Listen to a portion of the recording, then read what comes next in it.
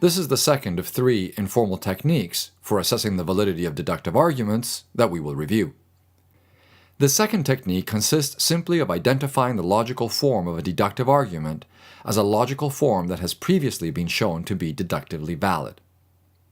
We will also review the closely related technique of showing that an argument is invalid by creating a logical analogy. Sometimes we can tell that a deductive argument is valid because it is an example of a common valid argument form. For example, suppose someone were to say, if the universe is God's creation, it is a perfect universe. The universe is not perfect, therefore the universe is not God's creation. The logical form of this argument is, if P, then Q. Not Q, therefore not P. Philosophers have, for a long time, known that one can prove that this common argument form, which is called modus tollens, is deductively valid. So our original argument about the universe is valid. Keeping a list of common valid argument forms handy, such as the one posted on our website, can help you remember these traditional valid argument forms. You can then more easily identify these forms when you encounter them.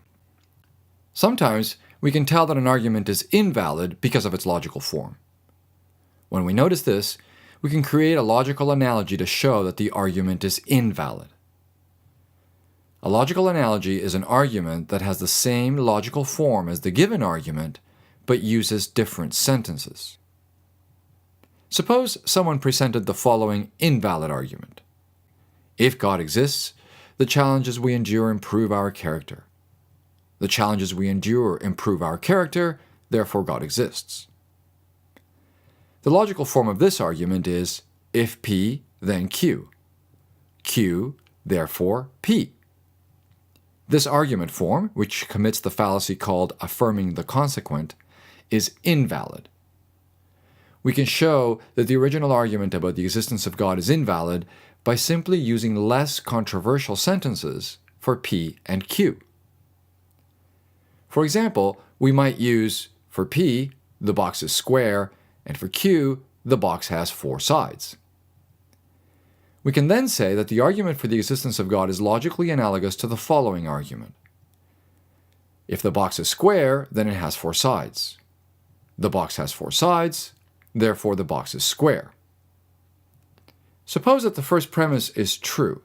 That is, suppose it's true that if the box is square, then it has 4 sides. And suppose that the second premise is true. That is, that the box has 4 sides. It can still be false that the box is a square, for example, if the box is a rectangle. Our reasoning about the box seems uncontroversially mistaken, yet it uses the same pattern of reasoning as the argument about the existence of God. So, we can conclude that the reasoning in the argument about the existence of God is mistaken. Both arguments are invalid arguments.